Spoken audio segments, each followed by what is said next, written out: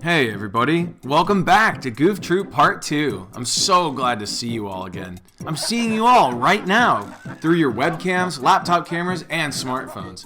Using a series of gang-stalking cyber networks and hijacked federal assets, I've used my first 3 episodes of Remember of Game to install monitoring malware on your computer. I can see you smiling and waving back at me right now. Now, last episode, we talked about the classic Super Nintendo Goof Troop. What a fun co-op game that was. How fun it was to smash and bash your friends on the head.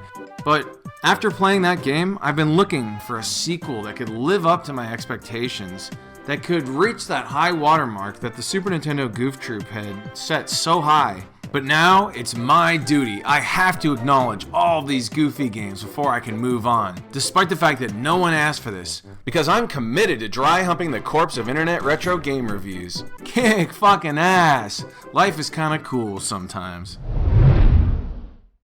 After playing Goof Troop last time, I went into a total retro gaming frenzy.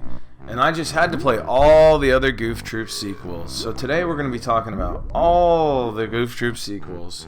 All the Goof Troop sequels. All the Goof Troop sequels. And I bought physical copies of all of these games. And I'll be playing them all on real hardware, which for some reason makes me interesting and worth watching to morons. We all look at retro games as a fashion statement that we want to surround ourselves with the concept of so that people understand we're gamers. You know, you can always see my big ol' shelf full of retro games, real hardware only, baby. For starters, we've got Matterhorn Screamer for the Commodore 64.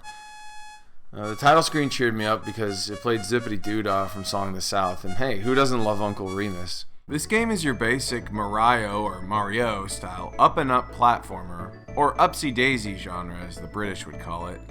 The goal is to hop and bop your way up the mountain, collecting as many flags as you can on the way. But watch out for the buffalo, because they'd rather have. Once you scale to the top of the peak, you pick up a memorial flag with Mickey's head on it. This flag is to commemorate when Mickey Mouse fell and died all the way down off of the Matterhorn. Then you get to hear this fun song about ethnic cleansing. Beating this game was fun because the ending was Mickey Mouse shaped. Next up is Goofy's skateboard. Goofy and Max are back, and they're pretending that they're Tony-style superboarders doing all Flip-Nardo kickster tricks. Now we're talking. This game is totally Cow and Nardo. This game answers the age-old question of whether or not you can skateboard on sand, and whether or not Goofy can suck his own dick. Awesome! Here's a Goofy game that isn't even a Goofy game. Well, this Goofy game is a really good Goofy game, except it's not this time. Instead, it's a Mickey Mouse game. This game would have been a great Goofy game if it wasn't Mickey Mouse instead. Oh well. Wow, this Goofy game is a really big piece of shit.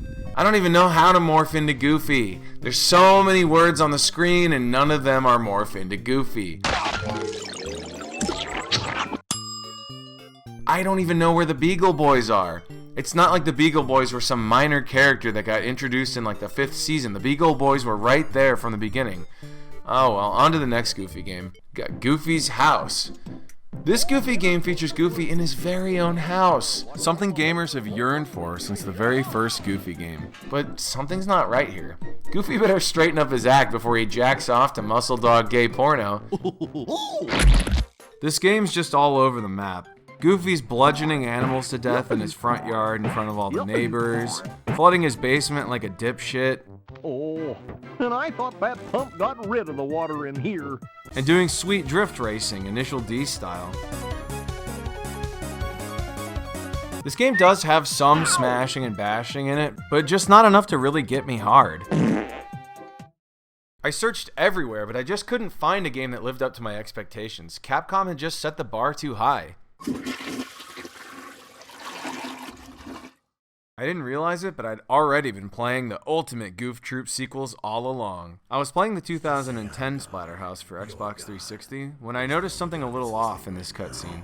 What do I want? The same as any god. Little faith. For without faith, I am nothing. And with not a hot sauce. I couldn't believe it when I first heard this, but they actually reuse audio straight up from a Goof Troop episode here. The main character of Splatterhouse here spilled hot sauce all over the place, and he wants to make a magical wish with the power of the mask to clean it up. This is a fairly common occurrence with gamers.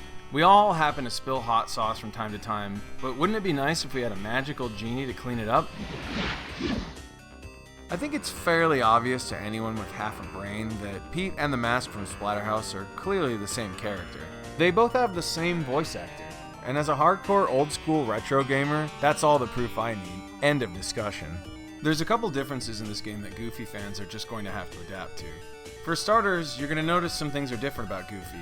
Instead of being a dog person, he's a human person now, with a hockey mask and a third butt cheek. A lot of gamers are going to ask, well, why a hockey mask? And to that I say, look at Goofy's roots. Look at this classic clip from Hockey Homicide. Physical violence and hockey have gone hand in hand with Goofy as long as he's existed, practically. They also changed his name from Goofy to Rick, which could be a regional difference. In this game, you fight a ton of yucky aliens. You have to go around and smush all of the aliens with your fists, sticks, and sometimes your dick. The developers went for a darker, more badass adult theme than the previous Goofy games. This game even has the player tackling some serious real-life issues, such as beating your girlfriend, abusing animals, and aborting babies. This game is a macabre spectacle. Everything in this game is so macabre.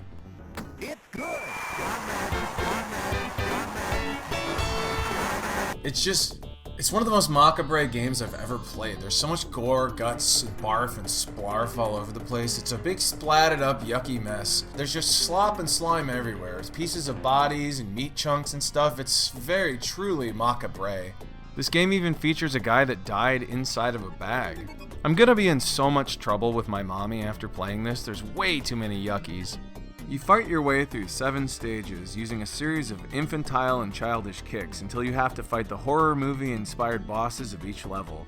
You have the spiders from Arachnophobia, the poltergeist from Ghostbusters, Biggie Man inspired by Leatherface from Friday Night on Elm Street, Cross inspired by Religion, Rick's girlfriend based on M.C. Escher's xenomorph design from the movie Aliens, the physical manifestation of women's rights inspired by feminism, and Melted Cheese Man, inspired by Domino's Pizza, one of my all-time favorite horror movies. Each boss represents a unique challenge and will be another notch on your gamer belt that you can brag to women about so that they walk away from you in public places and report you to the police.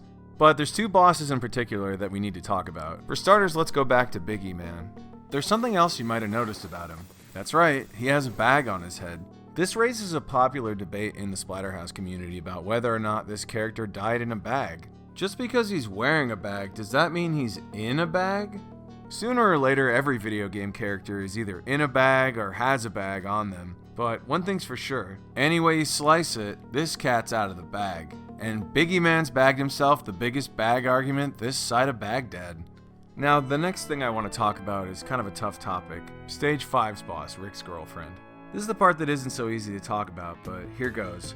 Rick is problematic. He beats women through this whole game. Constantly. There's female ghosts that try to shit test Rick by dropping skulls on his head, there's paintings of women that come to life that you punch down at on Twitter, and there's the infamous girlfriend boss fight itself. I think what the developers were going for here was a commentary on the effects of birth control on a woman's body.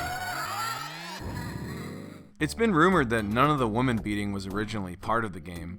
They had to censor their original idea, and got so frustrated that they added a bunch of violence against women in the game instead.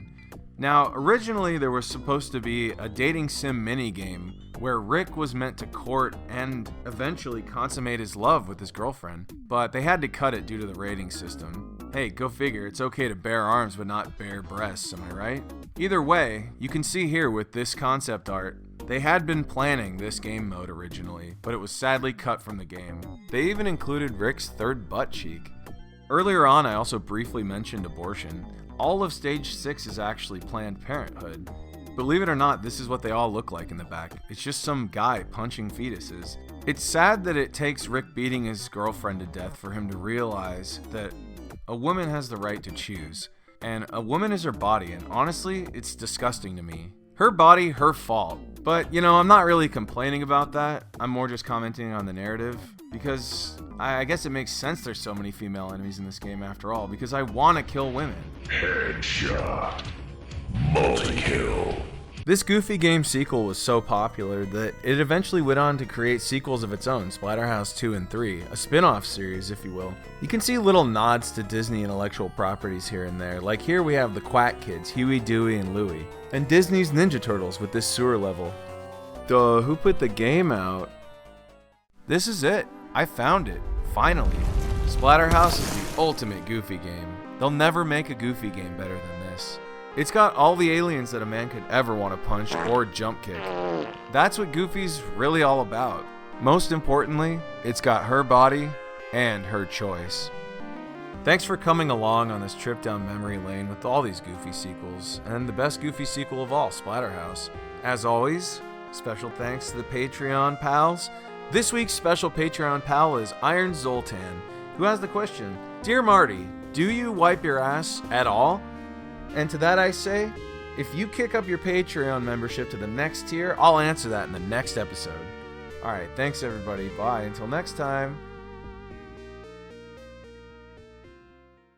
John Madden, John Madden, John Madden.